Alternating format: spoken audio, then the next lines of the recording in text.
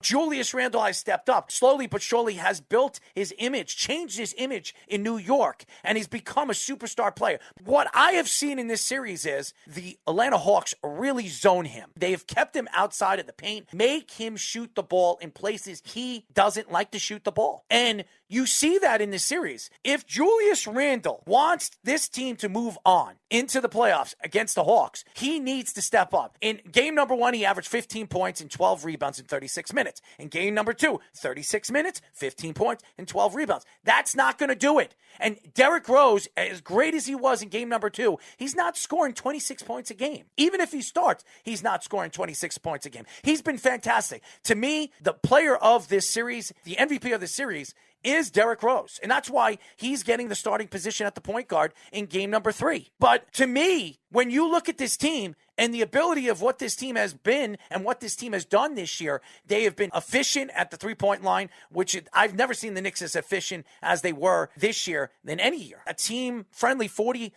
three-point shooting team, I think amongst the league's best. They don't shoot a lot of threes, but when they do, they hit them. This has been a huge problem in this series. They haven't hit enough threes. They've been forcing and chucking up threes. Their perimeter game has been horrendous. And when they get into the paint, they force shots, which Clinton Capella is swatting away. This team needs to figure out what their identity is going into game number 4. What this Knicks team needs to be and what they need to ride on is Julius Randle's talent. And Julius Randle needs to figure out who he is. Is he a dog or is he a goat? That's what he needs to show. Because to me, he's been a GOAT in this series. And I'm not talking about the greatest of all time. I'm talking about he's been a GOAT where he needs to be eaten by a Tyrannosaurus Rex or something like that. He is not the lion that we thought he was going to be in this series. And we have seen Trae Young be the lion for his team. If the Knicks want to win this series, Julius Randle, Speedy, needs to step up his game. Yeah, absolutely. One of the biggest polarizing stats you look at is he shot 29% in the whole series,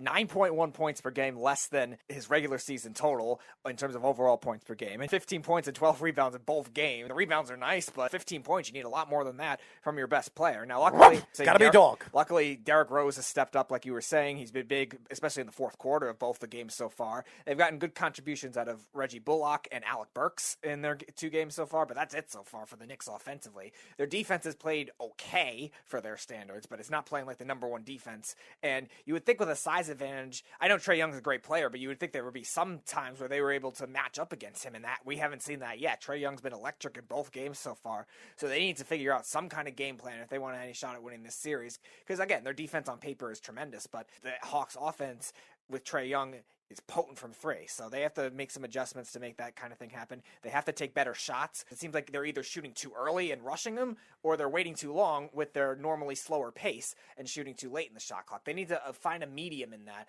and better ball movement too.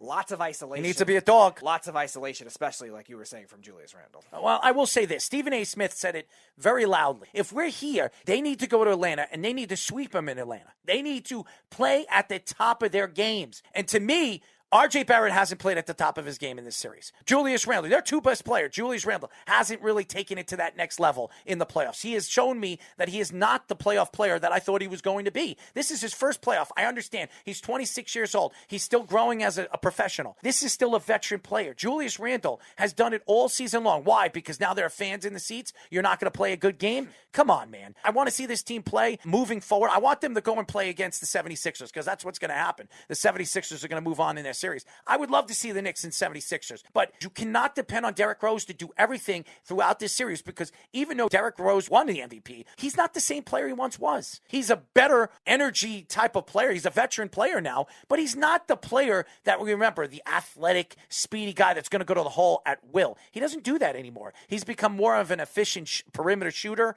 and that's what's made Derrick Rose a more dangerous player. His shot has become better. He's become more of a three-point shooter, a more of a 17, 18-foot jump shooter. And when you have that, and when you get to that age, being that he's 32 years old, he's become a veteran. He understands corner, he understands angles, he understands what team basketball is. When he was a Chicago Bull, everything ran through Derrick Rose. Now it's not running through Derrick Rose. It's running through Julius Randle, then it's running through RJ, and then it's running through Derrick Rose when he comes off the bench. And the strength of the New York Knicks in this series so far has been their bench. Their bench has been better than the Atlanta Hawks' bench, and that's the only reason why this series is tied 1-1.